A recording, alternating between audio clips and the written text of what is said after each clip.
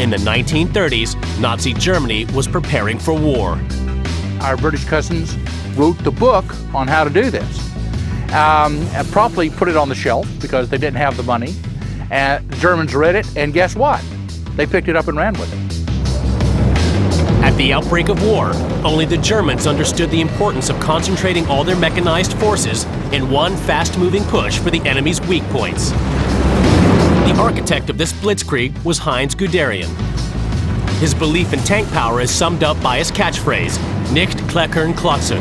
Don't tickle, smash. The Germans used tanks in concentration. They were used as the point of a spear instead of being spread out along the front. Guderian was aware that tanks on their own would be vulnerable to Allied counterattack. They needed close support. The key to the Blitzkrieg was the combination of armor, infantry, artillery, and the Luftwaffe with the Stuka dive bomber. U.S. forces absorbed the lessons of 1940 and used Blitzkrieg tactics in the liberation of Europe. Fast-moving tanks had to be supported by fast-moving infantry. Only infantry could deal with infantry threats. Half-tracks, jeeps, and tanks themselves carried the infantry, crucial to the tank's survival. If you could get infantry that could move as fast as the tanks, the infantry could protect the tanks from the very dangerous infantry threats that you have lining every ditch, They loved the tank for other purposes. They rode on the tanks all the way through dangerous areas and then would get off if the artillery fire came in, which was attracted by the tank. We learned that when both worked together, the tank got the benefit of the infantry's ability to maneuver, and the infantry got the benefit of the tank's armored firepower. The new cavalry-style tactics would only be possible with good communication. Tank forces racing through enemy defenses would have to talk to each other to keep their shape. Communication between tanks in the 20s and 30s harked back to the 19th century. Some of the more ludicrous attempts were, for example, to use carrier pigeons between tanks. Obviously that didn't work very well and it wasn't used very long. One of the standard old battlefield methods being battlefield flags or semaphores, where one of the tank crewmen would try to signal to the other tanks using flags. Communication by flags and hand signals had problems, most of them obvious.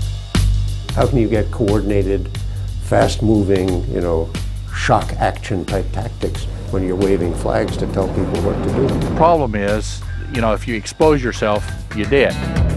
Something better was going to be needed for complete coordination of tank forces. Nazi weaponologists planned to use the Fuller tactical blueprint in their conquest of Europe.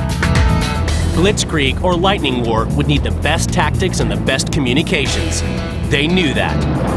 Tactics are much more important than whether the tank has armor this thick or that thick, or whether the machine gun has, that caliber or that caliber. Those are all minor details compared to making the right decisions and have the right skills. Guderian's solution to the problem of coordination was the new technology of FM radio.